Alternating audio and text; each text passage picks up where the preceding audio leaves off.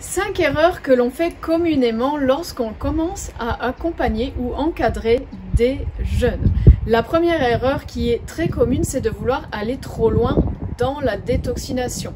En fait, souvent, on a lu dans des ouvrages de référence, on a vu des témoignages sur YouTube, on a entendu autour de soi des personnes qui avaient des guérisons miraculeuses et on espère reproduire cela dans son accompagnement, dans ses séjours de jeûne. Et je pense à mon sens que ça peut être une grande erreur, sachant que souvent les séjours de jeûne que l'on va proposer vont être de 5, 6, 7 jours, une semaine de manière générale et on se dit, comme on n'a qu'une semaine, on veut compresser au maximum la détoxination, la régénération et donc on va essayer de pousser les gens à aller peut-être plus loin que ce qu'ils peuvent, à proposer des types de jeûnes qui vont être bien trop forts par rapport à ce que les personnes ont la capacité de faire. Et également, il y a toujours un risque légal ou juridique, peut-être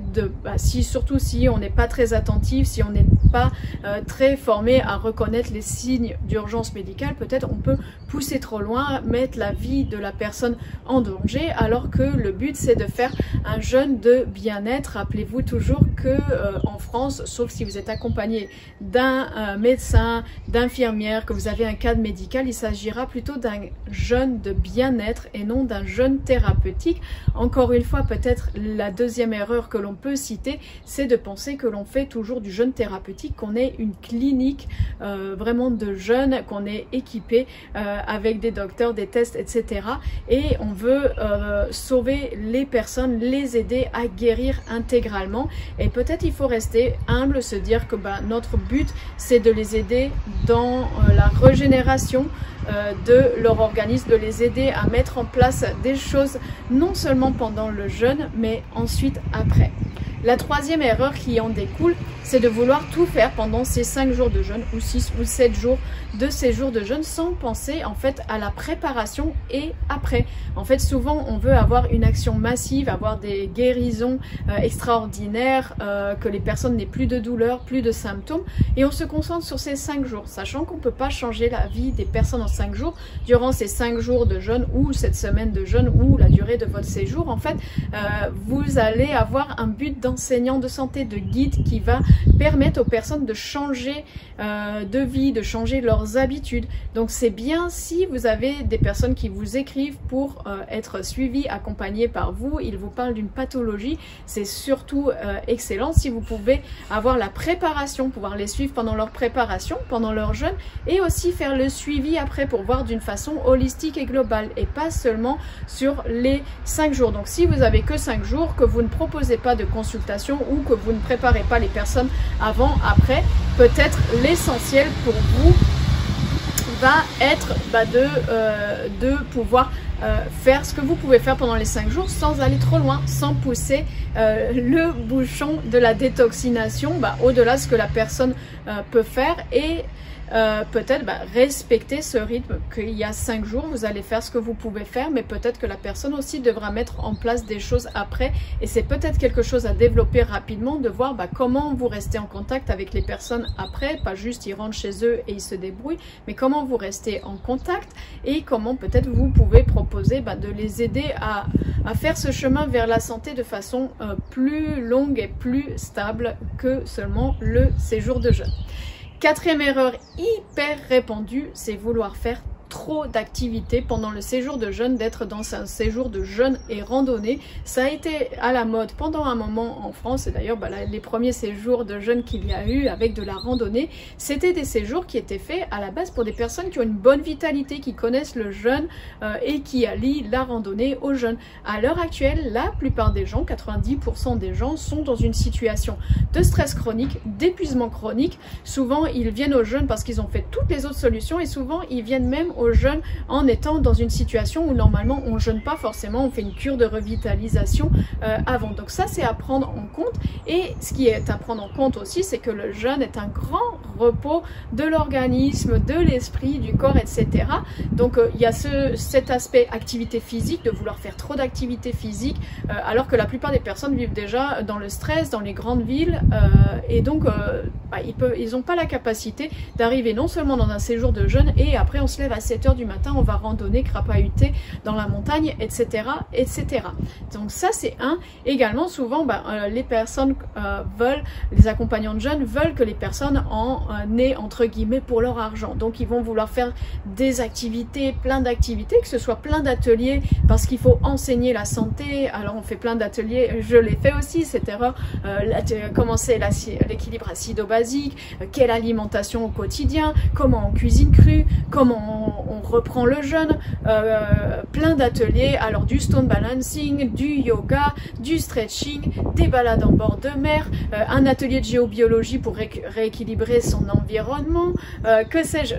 il y a certains séjours où vraiment c'était c'était finalement pas un séjour de jeûne de repos, ce que je proposais, mais on proposait vraiment un séjour plus de formation. Et en fait, ce que j'ai réalisé, c'est que souvent le but du jeûne, c'est vraiment de se reposer, de se régénérer, d'avoir quelques informations, d'avoir des ateliers sympas, des choses peut-être plus où on va, je sais pas, crayonner un mandala, créer un dessin ensemble,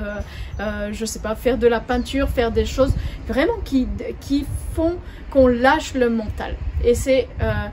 aussi ça qui est important, de ne pas proposer une suractivité, une surconnexion où les gens restent collés à leur téléphone, à leur Facebook, à leurs réseaux sociaux, à leur boulot, envoyer des emails, etc. On peut jeûner en travaillant, mais c'est mieux de vraiment prendre cette semaine pour déconnecter de son quotidien et donner des temps de repos, donner des temps de réflexion où on fait rien dans notre société, on fait toujours quelque chose, on est toujours sur notre téléphone à penser, à faire, à écrire, à communiquer avec, alors que peut-être on peut juste donner de l'espace pour penser et voir sa vie. Dernière erreur qui est très commune, c'est c'est d'être vraiment sur tout ce qui est naturopathie, plus sur les apports caloriques ou les apports nutrimentaires qu'on va donner durant le jeûne, parler de la naturopathie, donner plein d'ateliers sur comment changer sa vie et d'être plus dans je vous donne, je vous apporte. C'est vrai, les gens viennent pour que vous leur apportiez, mais aussi surtout ils viennent pour que vous les écoutiez, parce qu'on est dans une société où on n'écoute plus personne, on ne partage plus rien. Vous allez chez votre médecin traitant, généralement il a 10 à 15 minutes, il note sur son ordinateur. Je ne sais pas si ça vous est déjà arrivé d'aller chez un médecin ou un spécialiste. En général, ils tapent sur l'ordinateur, ils n'écoutent pas la personne, ils font leur prescription et les gens s'en vont. Et toute notre société est faite comme ça, où en fait on n'est plus écouté. Quand on vient à un séjour de jeûne, on a envie de pouvoir partager ses émotions, d'être écouté, d'instaurer un climat de confiance, de libérer peut-être des traumas, de libérer des choses qui ont été difficiles à vivre. Et votre rôle en tant qu'accompagnante de jeunes, c'est peut-être moins d'être sur la naturopathie, moins sur la santé, les aliments qu'il faut manger, mais peut-être plus dans l'écoute, peut-être plus dans cet échange pour soutenir les émotions, pour soutenir toutes ces choses que les gens vivent au quotidien. Surtout depuis 2-3 ans, on a eu beaucoup de stress, beaucoup de choses d'anxiété, etc. Donc votre rôle est plus d'écouter plutôt que de partager ou de mettre encore une certaine pression de vouloir remplir le cerveau. Et dernière petite erreur, on en est à 5,5, c'est attention peut-être lorsque vous faites des consultations d'arrivée ou lorsque vous demandez dans des fiches que les personnes vous précisent leur pathologie. Je souhaite préciser que parfois les personnes n'osent pas noter toutes les pathologies qu'elles ont parce qu'elles ont peur de se faire refuser de votre séjour de jeûne. Donc souvent elles vont pas indiquer tout. Donc à vous de créer le climat de confiance où les personnes vont vous révéler, vont vous dire ce qui les amène vraiment pour faire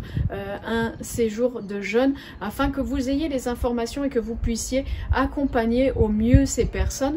Parfois c'est arrivé que des personnes disent oui, je souhaite faire une petite détox, j'étais un peu stressée. Parfois ces personnes avaient des pathologies graves à des stades avancés, et donc on s'en rend compte avec l'expérience. Peut-être quand vous commencez, vous ne vous en rendrez pas tout de suite compte. Donc le mieux pour vous, c'est d'instaurer un climat vraiment de confiance pour que les personnes puissent se confier, se livrer, et que vous puissiez être vraiment un accompagnant, un guide vers le retour pour la bonne santé. J'espère que cette vidéo vous a plu. Si vous vous sentez appelé à encadrer des séjours de jeûne, ou que vous voulez accompagner le jeûne à distance ou en présentiel, que vous souhaitez accompagner la famille, des amis, créer votre structure, ou alors participer peut-être dans des centres qui proposent des séjours, je vous invite à télécharger ci-dessous la brochure pour rejoindre ma formation de naturopathe encadrant de jeunes. Cette formation n'est pas seulement théorique ou pas seulement naturopathique. On va parler du jeûne, comment accompagner le jeûne, mais surtout je veux vous aider d'une façon beaucoup plus globale et surtout je vais vous partager vraiment tous les outils que j'ai mis des années à compiler pour faire vos séjours de jeûne, comment faire une consultation d'arrivée, tous les protocoles que j'utilise, comment se créer une structure, comment vous lancer. Je vous donne vraiment toutes mes fiches, toutes les choses qui sont en interne, je vais les partager avec vous et c'est ça qui est vraiment extraordinaire dans cette formation, c'est qu'on ne parle pas seulement du jeûne, mais je vous partage vraiment tout ce qu'on a utilisé et ce qu'on utilise encore dans le centre de jeûne à la Grande Motte. Et également je vous aide à pouvoir vraiment lancer votre activité, répondre toutes vos questions que vous pouvez avoir. C'est pas seulement quelque chose où vous êtes devant vos vidéos ou devant vos fiches, il y a vraiment une interaction et surtout je vous permets de rejoindre des stages pratiques de stagiaires ou d'encadrants de jeunes pour que vous puissiez avoir une expérience. C'est quelque chose qui est proposé, qui n'est pas obligatoire, mais c'est quelque chose que vous pouvez faire sans frais supplémentaires si vous souhaitez le faire. Vous avez aussi un mémoire que vous allez rédiger, des recherches que vous allez compiler et partager votre expérience pour que ce soit beaucoup plus pratique. Alors je peux vous garantir que si c'est votre appel, votre mission de vie d'encadrer des jeunes, je peux vous garantir que dans les 3 prochains mois, vous vous serez déjà lancé et avec succès. Je vous souhaite une belle journée.